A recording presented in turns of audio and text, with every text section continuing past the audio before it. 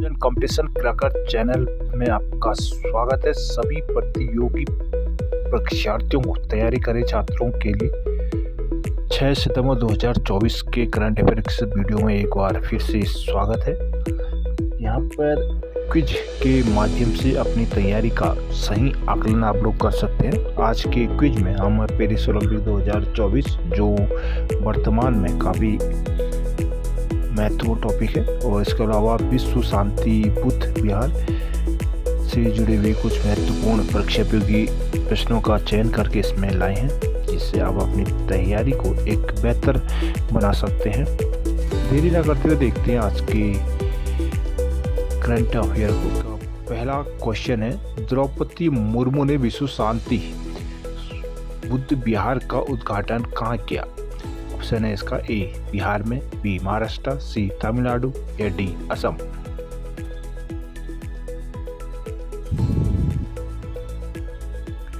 Answer है इसका B Maharashtra. Bharat की राष्ट्रपति द्रौपदी मुर्मू ने लातूर जिले के उदगीर में नवनिर्मित विश्व शांति बुद्ध विहार का उद्घाटन किया है। उदगीर में नव उद्घाटन बुद्ध विहार कर्नाटक के कलबुर्गी में बुद्ध विहार की एक प्रतिकृति है। विश्व शांति विहार 15 हेक्टेयर क्षेत्र में फैला हुआ है, जिसका भी द्रौपदी मुर्मू ने इसका उद्घाटन किया था। अगला क्वेश्चन, भारतीय क्लब थ्रोसर धर्मवीर सिंह ने पेरिस ओलंपिक 2024 में कौन सा पुरस्कार जीता है? ऑप्शन है इसका ए स्वर्ण, बी रजत, सी कांस्य या डी इनमें से कोई नहीं। आंसर है इसका ए स्वर्ण। पेरिस ओलंपिक पैरा ओलंपिक 2024 में भारतीय क्लब थ्रोअर धर्मवीर ने एशियाई रिकॉर्ड तोड़ते हुए स्वर्ण पदक जीता है। वहीं हम वतन प्रणव शर्मा ने रजत पदक जीता। धर्मवीर ने पुरुषों की F51 स्पर्धा में यह पदक जीता है। धर्मवीर ने अपने 5वें प्रयास में क्लब को 34.92 मीटर दूर फेंककर गोल्ड मेडल हासिल किया है इसमें। अगला क्वेश्चन देखते हैं, इंग्लिश चैनल को अकेले तैरकर पार करने वाली सबसे उम्रदराज भारतीय कौन है? ऑप्शन है इसका ए अभिषेक शर्मा, बी अभिमन्यु सिन्हा, सी शुभम कुमार या डी सिद्धार्थ अग्रवाल। आंसर है इसका डी सिद्धार्थ अग्रवाल।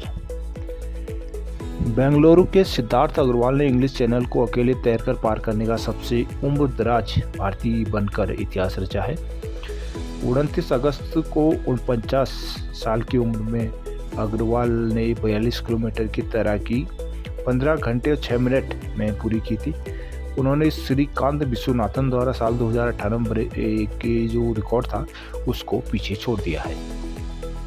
अगला क्वेश्चन देखते हैं, उत्तर प्रदेश के मुख्यमंत्री योगी आदित्यनाथ ने राज्य में कितने फुटबॉल स्टेडियम बनाने की घोषणा की है?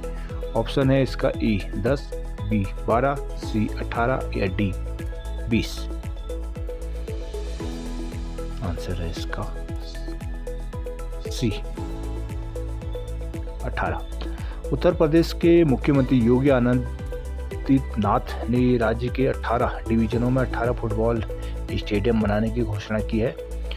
फुटबॉल के बुनियादी ढांचे को बढ़ावा देने और अधिक टूर्नामेंटों को प्रोत्साहित करने के लिए सरकार ने यह निर्णय लिया है।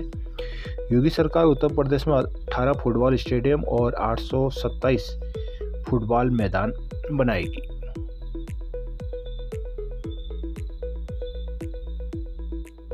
अगला क्वेश्चन देखते हैं, भारत ने हाल ही में सेमीकंडक्टर के क्षेत्र के लिए किस देश के साथ साझेदारी की है? ऑप्शन है इसका A Nepal, B Malaysia, C Singapore या डी फ्रांस। आंसर है इसका सी सिंगापुर।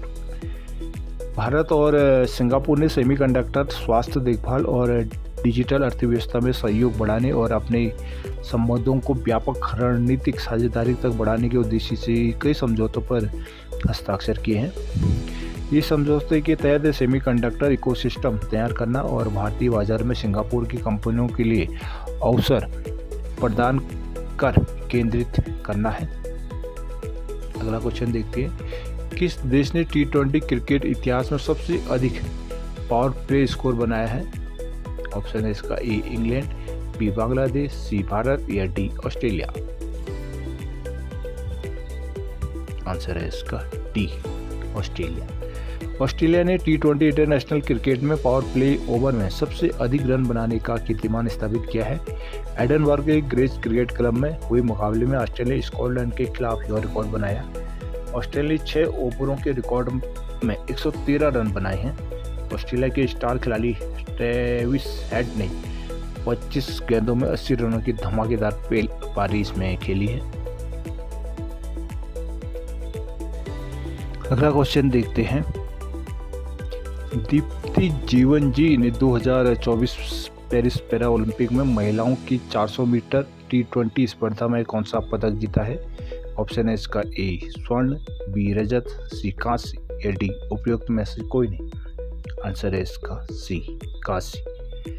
भारत की दीप्ति जीवन जी ने पेरिस पैरा ओलंपिक 2024 में महिलाओं की 400 मीटर T20 दौड़ में कांस्य पदक जीता है। उन्होंने दौड़ 55.82 सेकंड में पूरी की थी। जीवन जी ने यूक्रेन की यूलिया सुलियार से पीछे रहकर तीसरा स्थान हासिल किया है, जिन्होंने 55.16 सेकंड का समय इस दौड़ को पूरी करने में लिया था। वहीं दूसरे स्थान पर तुर्की के आइसेल ओंडर रही, जिनके नाम विश्व रिकॉर्ड है। उन्होंने 55.23 सेकंड में दौड़ पूरी की थी। यह उपलब्धि जीवन जी की अंतर्राष्ट्रीय मंच पर सबसे महत्वपूर्ण प्रदर्शन को दोहराता है। अगला क्वेश्चन देखते हैं, हाल ही में किस राज्य सरकार ने अपराजिता महिला एवं बाल विधेयक 2024 पारित किया है? ऑप्शन है ए गुजरात, बी उत्तर प्रदेश, सी पश्चिम बंगाल या डी असम।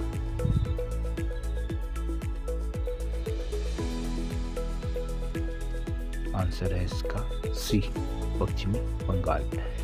9 अगस्त को आरजी कर मेडिकल सेंटर और अस्पताल में एक प्रशिक्षु डॉक्टर के साथ बलात्कार और हत्या के दुखद अपराध के जवाब में पश्चिम बंगाल विधानसभा ने महिलाओं और बच्चों की सुरक्षा को मजबूत करने के लिए अपराजिता महिला और बाल पश्चिम बंगाल आपराधिक कानून संशोधन विधेयक 2024 पारित किया है।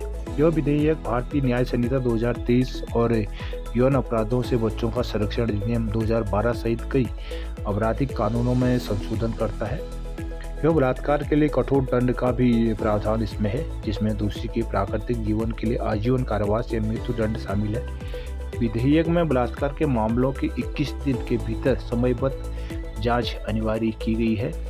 यह अदालती कार्रवाई के अनधिकृत प्रकाशन के लिए दंड भी लगाता है और यह सुनिश्चित करता है कि दोषी पीड़ितों की चिकित्सा खर्च को वहन करे। अगला क्वेश्चन, हाल ही में किस संगठन ने भारत विकास अद्यतन बदलते वैश्विक संदर्भ में भारत के व्यापार अवसर रिपोर्ट जारी की है? ऑप्शन है ए विश्व बैंक, बी अंतर्राष्ट्रीय मुद्रा कोष, सी संयुक्त राष्ट्र विकास कार्यक्रम या डी अंतर्राष्ट्रीय श्रम संगठन।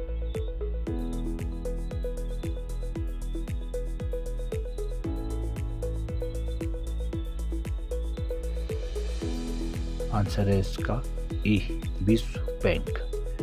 विश्व बैंक ने भारत की चुनौतीपूर्ण वैश्विक परिस्थितियों के बावजूद भारत का मध्यम अवधि का दृष्टिकोण सकारात्मक बना हुआ दिखाया है। वित्तीय वर्ष 2024-25 में भारत की वृद्धि दर 7% तक पहुंचने और 2025-26 और 26-27 में मजबूत रहने की उम्मीद है।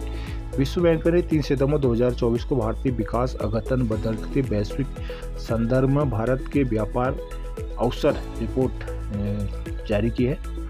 मौजूद राजस्व वृद्धि और राजकोषीय समेकन के साथ ऋण से जीडीपी अनुपात 2023-24 में 83.9 से घटकर 2026-27 तक 82% होने का अनुमान है। चालू खाता घाटा 2026-27 तक जीडीपी का 1% लेकर 1.6 के आसपास रहने की उम्मीद है। विश्व बैंक ने विकास के लिए व्यापार के महत्व पर जोर दिया है, लेकिन कहा है कि बढ़ते संरक्षणवाद और बाधाओं से व्यापार के अवसर सीमित हो सकते हैं। अगला क्वेश्चन, हाल ही में किस राज्य विधानसभा ने शून्यकाल शुरू करके एक नई विधायी प्रथा को जन्म दिया है? आंसर ऑप्शन है इसका ए मणिपुर, बी हिमाचल, सी उड़ीसा या डी पश्चिमी बंगाल।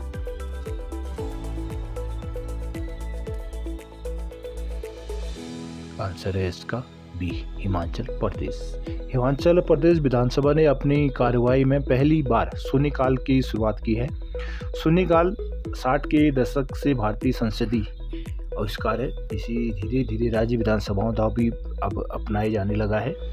यह एक परंपरा है, नियम नहीं। ये मतलब यह एक नियम नहीं है, एक परंपरा है और संसद या राज्य विधानसभाओं के नियमों में इसका उल्लेख भी नहीं है। हिमाचल प्रदेश विधानसभा अध्यक्ष कुलदीप सिंह पठानिया ने 3 सितंबर 2024 को मानसून सत्र की शुरुआत में इसकी शुरुआत की घोषणा की थी। शून्यकाल प्रश्नकाल के बाद दोपहर 12:30 बजे शुरू होता है और यह 30 मिनट तक चलता है। शून्यकाल के दौरान सदस्य सार्वजनिक महत्व के जरूरी मामले उठा सकते हैं। प्रत्येक सदस्य को बोलने के लिए लगभग 1 मिनट का समय इस शून्यकाल में मिलता है।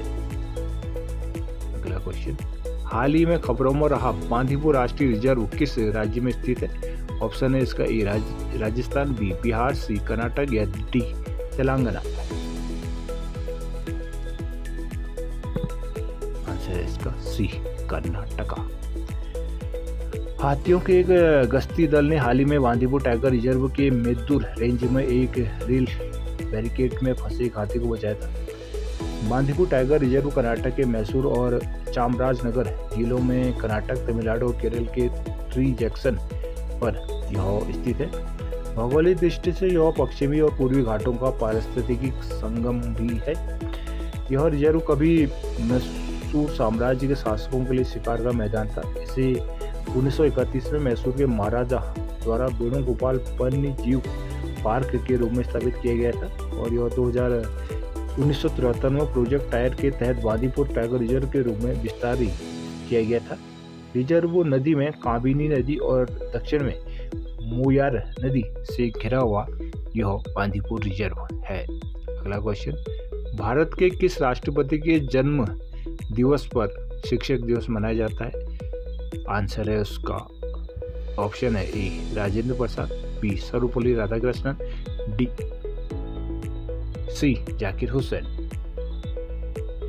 आंसर है इसका बी सर्वपल्ली राधाकृष्णन। सर्वपल्ली राधाकृष्णन के जन्म दिवस के अवसर पर 5 सितंबर को भारत में शिक्षक दिवस मनाया जाता है।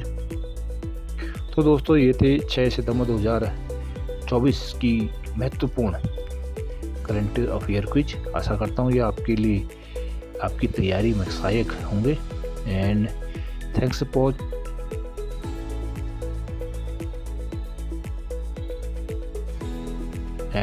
for watching and please subscribe the channel.